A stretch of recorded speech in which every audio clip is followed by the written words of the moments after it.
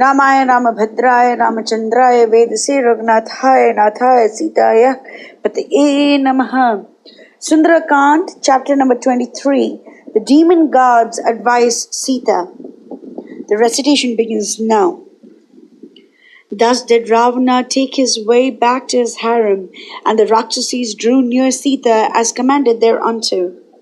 They lashed themselves into a fit of fury and spoke words of cruel import to the delicate lady.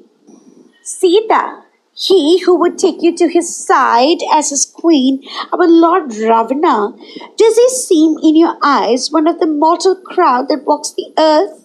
The grandson of holy Pulastya, one of the patriarchs, the holy terror of his foes, unparalleled of intellect and intelligence, the resplendent one with his 10 crowned heads, the lord of the myriads of Rakshasas that reach the world, and he does not loom large in your eyes. Thus spoke one of them. Then she, glorifying the epithet single-brayed, addressed herself unto the lady Sita, slender of waist, and hissed at her unwelcome advice, the flames darting from her eyes of fiery red. The Lord Brahma, the Ancient of Days, brought forth of his will the patriarchs Marichi, Atri, Angiras, Pulastya, Pulaha, and Kratu. The fourth of them begot Vishtravas of shining luster, and this son of will and yoga stood on a level in greatness with his grandsire. And his son is no other than Ravana, the lord of Rakshasas. The heart of his enemies turned into water at his sight, and they cry out for mercy and dear life. Now I know that you are a fitting spouse to that proud monarch. Do my words, so true and so beneficial, find no way to your heart? It is a mystery to me.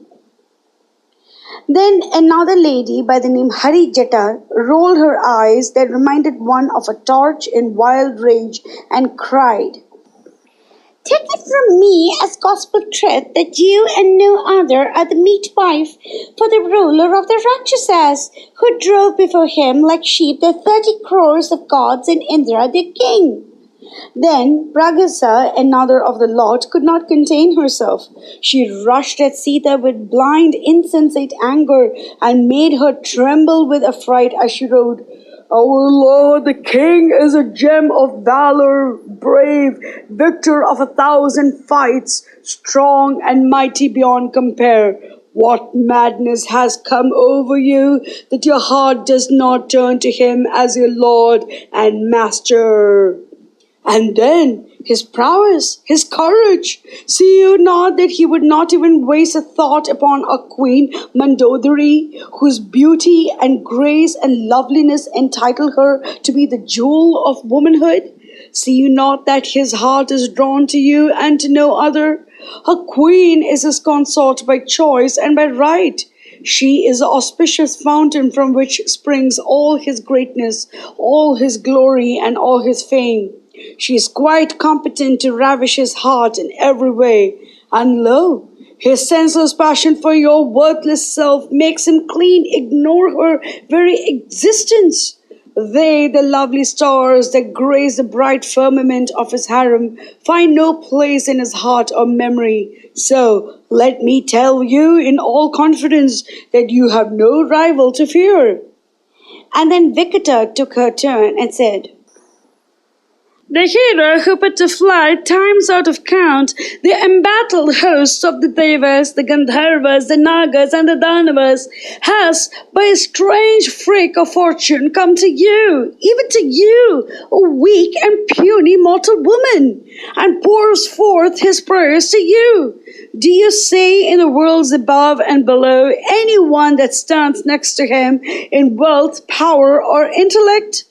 Fie upon your incredible ignorance that would not seek your place by his side. Verily, this is what the fates reserve only for their greatest favorites. But Durmaki put her behind and hissed forth, Fool, fool! The lords of day and night, the lords of the air and fire, tremble with affright at the sound of his name. The lord of the burning rays must, perforce, shine with only that much heat as suits our lord Ravana. The lord of air does not move should Ravana not like it. Why, the very trees must, whether they will or not, shower flowers of bright hue and fragrance at his least thought in season or out of season. The mountains, the clouds, and every object of creation should perform his behests instantly. And it seems to you a slight thing to be the darling wife of the monarch of the Rakshasas, who is the lord and director of this boundless universe? Oh, of matchless beauty of form and face! We have advised you to your best, and we have no more to say. Take it to your heart aright and act accordingly. And should you fail to do so, death, cruel and instant, awaits you. Mangalam Kushlendra Mahani Gunaptiye Chakravarti Dhanurjaya Sarvabhaumaya Mangalam.